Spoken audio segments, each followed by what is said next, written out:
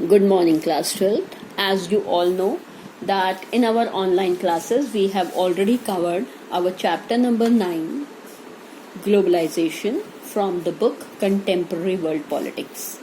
But through videos we haven't covered a simple topic, that is resistance to globalization. So today is a topic for those students who are not taking online classes and they are missing their classes.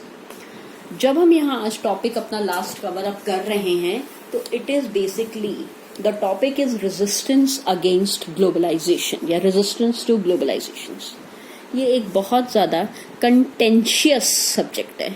Content मतलब हर चीज में इसके 2 points हैं और इसे बहुत सारे grounds के ऊपर, ग्लोबलाइजेशन को बहुत सारे ग्राउंड्स के ऊपर क्रिटिसाइज किया गया है। सबसे पहले जब हम ग्लोबलाइजेशन के क्रिटिसिज्म की बात करते हैं तो it has been criticised by the left groups.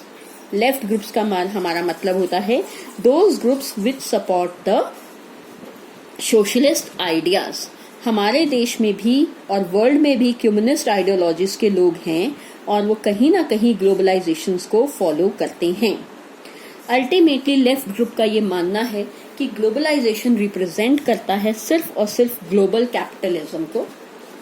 इस ग्लोबल कैपिटलिज्म के कारण जो रिचर मासेस हैं they are becoming more and more rich, whereas on the other hand side the poorer are becoming more and more poorer.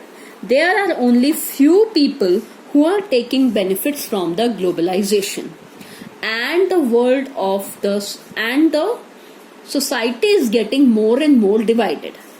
Number 2 इसका criticism जो कहता है वो कहता है वीकनिंग ऑफ द स्टेट। ये हमने अपनी पॉलिटिकल एक्टिविटीज के में भी किया था जब हमने इरोजन ऑफ स्टेट कैपेसिटी किया था। बहुत सारे लोग मानते हैं कि ग्लोबलाइजेशन में एक कंट्री की गवर्नमेंट कमजोर पड़ जाती है, कंट्रोल जो है वो मल्टीनेशनल कंपनीज का आता है, गवर्नमेंट इंडिपेंडेंट डिसीजंस नहीं ले पाती है और वो पुअर या इनपावरिश लोगों के इंटरेस्ट को ध्यान में नहीं रख पाती है। फॉर एग्जाम्पल एक क्रिटिसिज्म में ही यही कहा जाता है कि multinational company special economic zones में तब काम करती हैं जब उन्हें फ्लेक्सिबिलिटी ऑफ लेबर लॉस दिया जाए। लेकिन फ्लेक्सिबिलिटी ऑफ लेबर लॉस देने का मतलब है लोग अनएम्प्लॉयड रहेंगे। अब गवर्नमेंट फंस जाती है, उसे समझ में ही नहीं आता कि उसे इस तरीके के कानूनों को इम्प्लीमेंट करने के लिए क्या करना चाहिए और कहां तक रुकना चाहिए। तीसरा क्रिटिसिज्म जो हमारा आता है वो बेसिकली हमारा पॉलिटिकल राइट्स के जो एक्टिविस्ट होते हैं उनकी तरफ से आता है। नाउअडेज जो भी राजनीतिक अधिकारों की बात करते हैं लोग, पॉलिटिकल लीडर्स अपने आप को सोचते हैं, they have become very much anxious about the political, economic and cultural effects of globalisation. Politically तो वो ये कहते हैं कि सरकार कमजोर हो चुकी है and they are just fearing कि अगर इसी तरीके से चलता रहा तो there will be no concept of welfare state, बल्कि एक स्टेज आ जाएगी where the state should wither away, कि सरकार का कहीं कोई रोल ही नहीं होगा और उसको नष्ट कर दिया जाएगा, चलाने के लिए कुछ नहीं बचेगा। इकोनॉमिकली जो वो कहते हैं कि बेसिकली अगर हम इकोनॉमिक टर्म्स में बात करें तो ये कंट्रीज को सेल्फ रिलायंट नहीं बनाती है। ऑब्वियसली जो चीज चाहिए वो मल्टीनेशनल कंपनीज के द्वारा मिल जाएगी।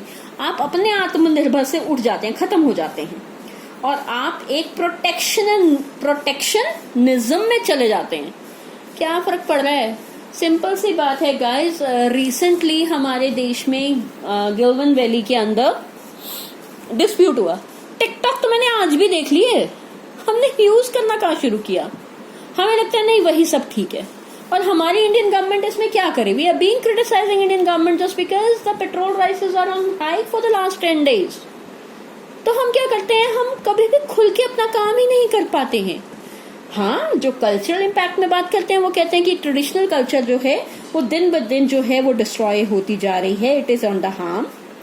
धीरे धीरे हम अपने ओल्ड एज की वैल्यूज और जिस तरीके से वो अपनी जिंदगी या लिविंग स्टैंडर्ड्स या वेज को मेंटेन करते थे वो आज खत्म हो गए हैं। इन शॉर्ट जब हम इस तरीके की बात करते हैं तो सबसे ज्यादा क्रिटिसाइज हम करते हैं ग्लोबलाइजेशन को कि ग्लोबलाइजेशन जो हैं वो एक न्यू फॉर्म ऑफ इंपीरियलिज्म को जनरेट कर रहे हैं। हम नए तरीके से दूसरे देशों के गुलाम बनते जा रहे हैं और हमें पता भी नहीं चल रहा कि हम गुलाम बन रहे हैं। For all the necessities, for all the comforts, for all the living standards, we are basically depending on the other countries.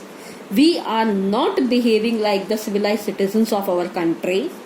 Many people have started many anti-globalization movements और दुनिया भर में इसके अगेंस्ट एजिटेशंस भी हुई हैं। जब हम एजिटेशंस की बात करते हैं तो हम कहते हैं सबसे पहले वर्ल्ड ट्रेड ऑर्गेनाइजेशन में एक मिनिस्ट्रियल मीटिंग को ऑर्गेनाइज किया गया था। मिनिस्ट्रियल मीटिंग का मतलब है जो भी वर्ल्ड ट्रेड ऑर्गेनाइजेशन के रिप्रेजेंटेटिव्स थे, they all met at the place name called as Seattle. बेटा सीटल है, हाँ सीटल कहते हैं, हम इसे सीटल कहते हैं। ये शायद मैंने ऑनलाइन क्लास में नहीं बोला, आप मार्क कर लीजिएगा, जो कि यूएसए में ही लोकेटेड है। यहाँ मीटिंग का बेसिक एजेंडा ये था कि डेवलप्ड कंट्रीज जो हैं वो अनफेयर ट्रेड प्रैक्टिसेस को फॉलो कर रही हैं, हमें उन अनफेयर ट्रेड प्रैक्टिसेस को खत्म कर देना चाहिए। और वर्ल्ड ट्रेड ऑर्गेनाइजेशन को ये समझाना चाहिए कि इस तरीके से सिर्फ डेवलप्ड या पावरफुल स्टेट्स को सपोर्ट ना करें, बल्कि साथ साथ जो डेवलपिंग कंट्रीज के इंटरेस्ट हैं उनको भी इम्पोर्टेंस दी जानी चाहिए। इस मीटिंग के बाद WSF यानी कि वर्ल्ड सोशल फोरम को भी इस्टेब्लिश किया गया। It is another global platform जो कि दुनिया भर के ह्यूमन राइट एक्टिविस्ट्स, एनवायरमेंटलिस्ट्स, लेबर के leaders, youth leaders, women activists को इकट्ठा करता है, कोलाइड करता है और अपोज करता है न्यू लिबरल ग्लोबलाइजेशन या new liberal sort of imperialism. इसके रिगार्डिंग मीटिंग्स ऑर्गेनाइज की गई। हमारी वर्ल्ड सोशल फोरम की फर्स्ट मीटिंग पोर्टो एलेग्रे, जो कि ब्राजील की कैपिटल है, वहां कंडक्ट की गई इन द ईयर 2001।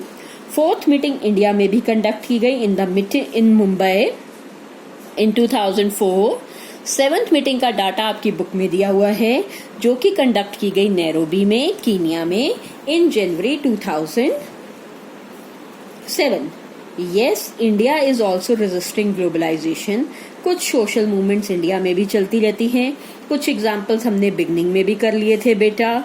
जैसे वर्ल्ड सोशल फोरम है वैसे ही हमने इंडियन सोशल फोरम भी बनाया है, जिसमें कॉलिएशन या जिसमें ट्रेड यूनियन के मेंबर्स, वर्कफोर्स के मेंबर्स, फार्मर्स की एसोसिएशंस, बहुत सारे और लोग जो कि मल्टीनेशनल कंपनीज के अगेंस्ट हैं वो मिलकर काम कर रहे हैं। हिंदुस्तान में भी ग्लोबलाइजेशन के अगेंस्ट रेजिस्टेंस को फेस करा जाता है। कई बार हम कुछ कल्चरल इवेंट्स को मना करते हैं, चाहे वो फॉरेन टीवी चैनल्स हों, चाहे वो वैलेंटाइंस डे की सेलिब्रेशंस हों, चाहे वो वेस्टर्नाइजेशन ऑफ ड्रेसेस हो, in special reference to the girls dressing हो। तो अल्टीमेटली हम कोशिश करते हैं कि हम ग्लोबलाइजेशन के अगेंस्ट आवाज उठा सकें और जहां इसका नेगेटिव इम्पैक्ट पड़ रहा है उसको कंट्रोल कर सकें। बेटे, हमारा चैप्टर खत्म होता है। नोट्स मैं आपको दे चुकी हूँ। मैं एक असाइनमेंट जरूर देना चाहती हूँ आपको। आप उसको सैटरडे एंड संडे में कंप्लीट करेंगे। Thank you.